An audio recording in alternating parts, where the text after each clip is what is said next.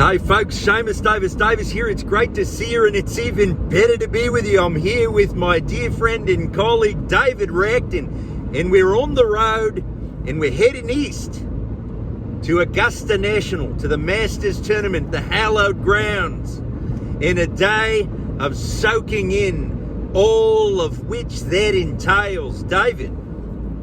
That's right, Seamus. Days like this come rarely, and yet they come inevitably. We long for them. We wonder if we shall ever be able to bask in the beneficence of the largesse of their aegis. And yet we know we will. Perhaps by chance. Perhaps by, as they say in the American South, clean living. And perhaps by dint of our desire. Perhaps of that fixed purpose that's in our distance and yet grows ever closer. And we're going to record the sights, the sounds, our feelings, the emotions that swell over the both of us.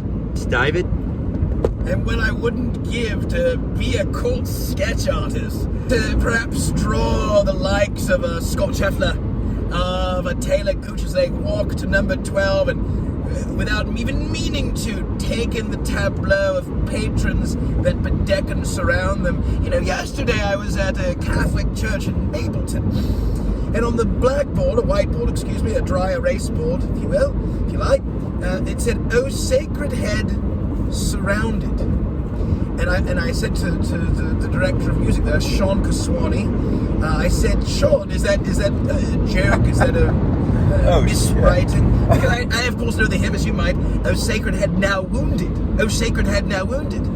And there's another fellow in there, and that's right. It's one of the translations.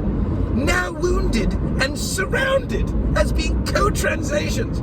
There they are, the Sacred Head, this golfer that we lionize, surrounded by these patrons, and they can't help but note their surroundings. Seamus? And those surroundings, David, those are the very surroundings that we seek. Come one, come all.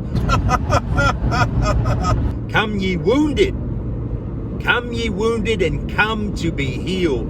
Come to bask in the sights, the colours that abound, the pageantry, the green wrappers on the ground perhaps that you can barely see against the short-cut grass, a certain deep shade of green that seems to be iconic and unique to that place. The pine trees, the loblolly pine trees that reach up into the sky as great cathedrals do.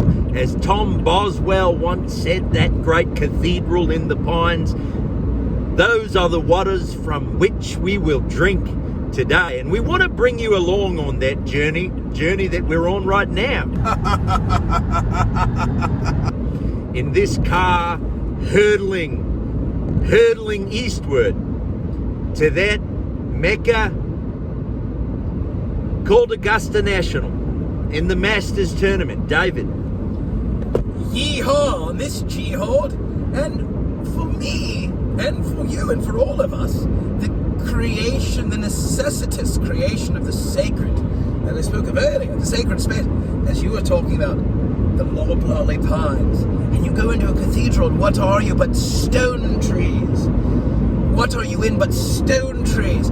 You mentioned Boswell. I must now mention Encounter with Seeing Your Boswell, Raising You in Emerson. He speaks of these forests, these places that are these cathedrals that we desire to have with us everywhere. And so they've done here at this former nursery on this wonderful parkland at Augusta National, where we will bask in the sacred legacy of Bob Jones, of Cliff Roberts, nay, Richard Corey, and now, I think his name is Fred, but Hoot Johnson, all of these wonderful characters that led us in their own landed vestriness. We are the grateful sons of that rich heritage. Back to you, Seamus. David, I can't tell you what a joy it is to spend these moments with you here on the road as we draw nearer to Augusta National. I love spending this time with you, friend, and with you, guests, loved ones, as we grow closer to Augusta National. Today, in our hearts, in our minds and in our physical bodies. One of the great traditions of the Masters is the opening ceremony. There's the iconic logo in elegant silver and green. We're going to go inside now, and I'm going to go right to the prime real estate. Going deeper inside, we find tournament information, including Bobby Jones's great message. President in perpetuity. Back to you, Seamus. We're a little bit on the outside here, and so we've parked about a mile away, and we're going to take it in. But you can see David's got his credential on there, and I'm about to pin mine on right now. Come on, David. Let's watch. And we've talked earlier about pin the tail on the donkey. Maybe there is no tail, maybe there is no donkey. But if I am the donkey, here's the tail. And I'm going to put this credential right here, and this is going to make it official. David?